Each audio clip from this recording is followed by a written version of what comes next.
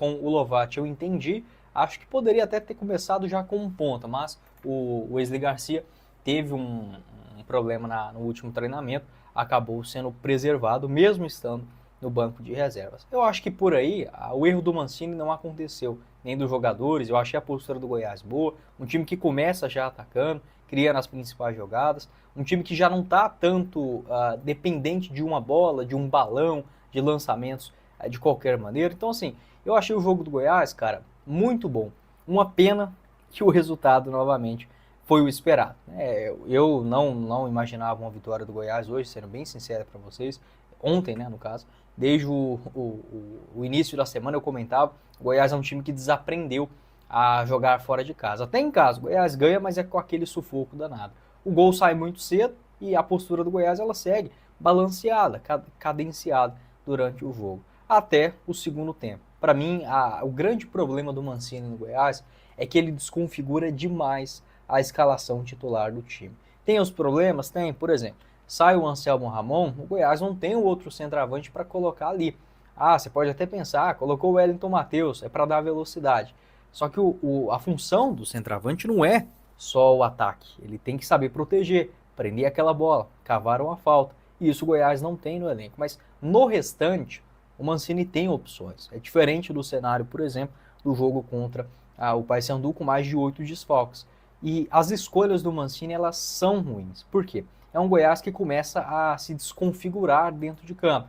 Coloca 3 zagueiros, despovoa o meio de campo. O Goiás termina a partida apenas com o Marcão, naquela função ali de para-brisas, né? Tira o Rafael Gabo, coloca mais um zagueiro e espeta os pontas lá na frente. Quando o Goiás se defende, ele não sabe mais atacar. É uma coisa de louco. O Goiás não tem contra-ataque. Então, você pode ter a certeza, no momento que entra o Tite, o Goiás coloca 3 zagueiros ali atrás, espeta alguns pontas, o jogo do Goiás já tinha acabado. O Goiás ele esperava a partida terminar, não tinha contra-ataque, não tinha segurando a bola, não tinha um jogador cavando uma falta, um centroavante para prender a bola ali na frente, um camisa 10 para armar uma jogada. É isso, o Goiás dá a bola para a Ferroviária. E assim, não precisa disso. Eu vejo um medo, às vezes, do jogador, de certa forma, exagerado. Eu entendo a pressão do campeonato, isso aqui não tem como tirar, são seres humanos, mas você está enfrentando um time que está na 15ª colocação da Série B, certo? 14ª agora. O Goiás tem o dobro de vitórias da Ferroviária.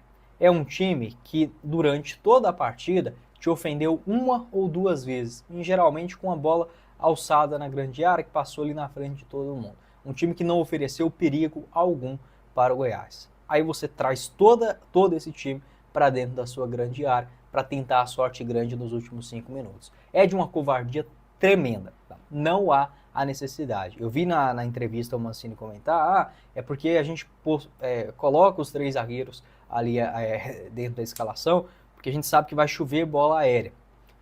Se o Goiás tiver a bola no pé, faltando 5 minutos, porque a gente tem que parar com essa bobagem aqui no Brasil. Por que todo time tem que jogar da mesma forma? Por que o Goiás entra em campo contra o Novo Horizontino com a mesma postura bunda mole e covarde da Ferroviária, do Amazonas, do Atlético e clubes pequenos dessa Série B? Se você tem a posse de bola, nem que seja minimamente no seu campo, se você não desconfigura o time deixando 3 na frente e 7 atrás, você segura essa bola e evita essa quantidade de chuveirinho. E o Goiás, ele implora, né? Aquele gol de empate, o Goiás pediu para a Ferroviária. Em especial o zagueiro Tite, que para mim já seria, né, de pensar em demissão por justa causa. Para mim, o pior zagueiro que eu vi pelo Goiás nas últimas 4 temporadas. Lento, desconcentrado, muito manso, né? Um cara que pega a bola, quase que segura os outros zagueiros do Goiás para não ir em cima do jogador da Ferroviária, o Thiago Lopes, né? Fez um golaço. Mas, enfim, o Goiás implorou por esse empate. E para mim, eu não vejo o Wagner Mancini conseguindo levar o Goiás para a Série A. Tá? É um técnico que para mim não tem essa postura nesses últimos 10 jogos.